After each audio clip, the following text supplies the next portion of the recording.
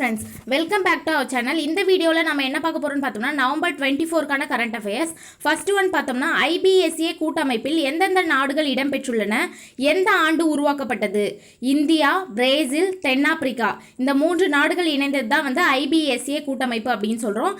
எந்த ஆண்டு உருவாக்கப்பட்டது அப்படின்னு பார்த்தோம்னா 2003இல் உருவாக்கப்பட்டது. ஐபிஎஸ்ஏ கூட்டமைப்பு சார்பில் இந்தியாவில் அடுத்த ஆண்டு செயற்கை நுண்ணறிவு உச்சி மாநாடு நடைபெறும் என்று பிரதமர் மோடி வந்து தெரிவிச்சிருக்காரு. ஐபிஎஸ்ஏ கூட்டமைப்பு சார்பில் இந்தியாவில் அடுத்த ஆண்டு செயற்கை நுண்ணறிவு உச்சி மாநாடு நடைபெறும் அப்படின்ட்டு சொல்லியிருக்காங்க. இப்போ தென்னாப்பிரிக்காவில் ஜோஹான்ஸ்பர்க்ல G20 மாநாடு வந்து நடைபெறுது. அதில் வந்து அதனுடைய ஒரு பகுதியாக ஐபிஎஸ்ஏ கூட்டமைப்பு வந்து நடைபெறுது.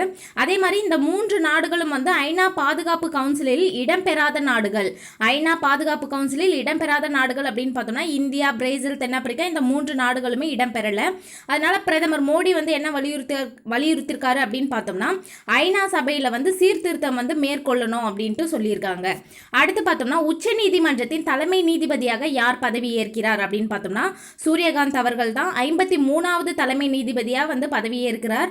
52வது தலைமை நீதிபதி யாருன்னு பார்த்தோம்னா PR கவாய் அப்படின்றவங்க தான் வந்து 52வது தலைமை நீதிபதி. இவர் 53வது தலைமை நீதிபதியாக பதவியேற்கிறார். 24/11/2025 அன்று பதவியேற்கிறார். இன்று தான் வந்து பதவியேற்கிறார். 2019 உச்ச நீதிமன்ற நீதிபதியாக பதவியேற்றார். இவர் வந்து ஹரியானா மாவட்டத்தில் இருக்க ஹிசார் அப்படின்ற பகுதியில் தான் வந்து பிறந்திருப்பாரு. 1984 ஹிசார் மாவட்ட நீதிமன்ற வழக்கறிஞராக பணியாற்றியிருக்காரு. பின்னர் பஞ்சாப் ஹரியானா உயர் நீதிமன்ற வழக்கறிஞராகவும் பணியாற்றியிருக்காரு. 2000 ஆண்டு வந்து பார்த்தோம்னா ஹரியானாவின் அட்வொகேட் ஜெனரலாக பதவி வகித்திருக்கார். 2004 ஆண்டு பஞ்சாப் ஹரியானா உயர் நீதிமன்ற நீதிபதியாகவும் பதவியேற்றிருக்காரு. 2018 ஹிமாச்சல பிரதேச தலைமை நீதிபதியாக பதவியேற்றிருக்காரு. உயர் நீதிமன்றம் முதல் உச்ச நீதிமன்றம் வரை சுமார் 1000 வழக்குகளில் தீர்ப்பு வழங்கியுள்ளார். அவர் வழங்கின முக்கியமான தீர்ப்புகள் அப்படின்னு பார்த்தோம்னா சில மட்டும்தான் இதில் பார்க்க போகிறோம். 370வது சட்டப்பிரிவு, தேச துரோக சட்டம், பெகாசஸ் வழக்கு, பீகார் SIR வழக்கு இந்த மாதிரியான முக்கியமான வழக்குகளில் தீர்ப்பு வழங்கியிருக்காரு. அடுத்து பார்த்தோம்னா தமிழக தலைமை தேர்தல் அதிகாரி யார் அப்படின்னு பார்த்தோம்னா அர்ச்சனா பட்நாயக். தமிழக தலைமை தேர்தல் அதிகாரி அர்ச்சனா பட்நாயக். அடுத்து பார்த்தோம்னா ஈரோடு தமிழன்பன், இவருடைய இயற்பெயர் என்ன அப்படின்னு பார்த்தோம்னா நா ஜெகதீசன் அப்படின்றது தான் வந்து ஈரோடு தமிழன்பனோட இயற்பெயர். அவருடைய காலம் பார்த்தோம்னா 28 செப்டம்பர் 1933 முதல் 22 நவம்பர் 2025. அவர் வந்து 22 நவம்பர் வந்து இறந்துட்டாரு. அரசு மரியாதையுடன் வந்து பார்த்தோம்னா அவருடைய உடல் வந்து தகனம் செய்யப்பட்டிருக்கு. அவருடைய விருதுகள், அவர் என்னென்ன விருதுகள் வாங்கியிருக்காரு அப்படின்னு பார்த்தோம்னா தமிழில் வந்து நிறைய கவிதை நூல்கள் எல்லாத்தையுமே வந்து எழுதியிருக்காரு. இதில் 2004 ஆண்டு வணக்கம் வள்ளுவ என்ற கவிதை நூலுக்காக சாகித்ய அகாடமி விருது வந்து பெற்றிருக்காரு. 1973 ஆண்டு தமிழன்பன் கவிதைகள் சிறந்த நூலிற்காக தமிழக அரசினுடைய முதல் பரிசினை வந்து பெற்றிருக்காரு. இது மட்டுமல்லாது இன்னும் நிறைய விருதுகள்லாம் வந்து வாங்கியிருக்காரு. ஈரோடு தமிழன்பனோட இயற்பெயர் பார்த்தோம்னா நா ஜெகதீசன். அடுத்து பார்த்தோம்னா தமிழ் இசை சங்கம் 2025 ஆண்டுக்கான விருதுகளை பெற்றவர்கள் யார்? 83ஆம் ஆண்டு விழா தமிழ் இசை சங்கம் நடைபெற்றிருக்கு.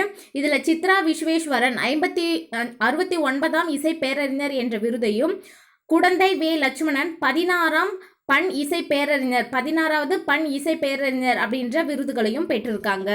அடுத்து பார்த்தோம்னா வண்ணான்களின் பேட்டை என்பதன் மருவு வண்ணாரப்பேட்டை. அடுத்து பார்வையற்றோர் சர்வதேச T20 கிரிக்கெட் போட்டியில் எந்த அணி சாம்பியன் பட்டம் வென்றது? இந்திய மகளிர் அணி தான் வந்து சாம்பியன் பட்டம் வென்றது. போட்டி எங்கே நடைபெற்றது அப்படின்னு பார்த்தோம்னா இலங்கை தலைநகர் கொழும்பில் உள்ள பி சாரா ஓவல் மைதானத்தில் தான் வந்து நடைபெற்றிருக்கு. எந்தெந்த அணிகளுக்கு இடையில இறுதிப் போட்டி நடைபெற்றது அப்படின்னு பார்த்தோம்னா இந்தியா வர்சஸ் நேபாளமுக்கு இடையில தான் வந்து போட்டி நடைபெற்றது.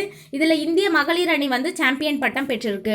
அடுத்து பார்த்தோம்னா இந்தியாவுக்கு எதிராக 7வது வீரராக களமிறங்கி சதம் எடுத்த 3வது தென் ஆப்பிரிக்க வீரர் யார் அப்படின்னு பார்த்தோம்னா செனுரன் முத்துசாமி அப்படின்றவங்க தான் வந்து இந்தியாவுக்கு எதிராக 7வது வீரராக களமிறங்கி சதம் அடித்த 3வது தென் ஆப்பிரிக்க வீரர். முத்துசாமி அப்படின்றவர் தமிழ்நாட்டில் இருக்க நாகப்பட்டினம் மாவட்டத்தை சேர்ந்தவர். இந்த செனுரன் முத்துசாமி அப்படின்றவர் இந்திய வம்சாவளியை சேர்ந்தவர்.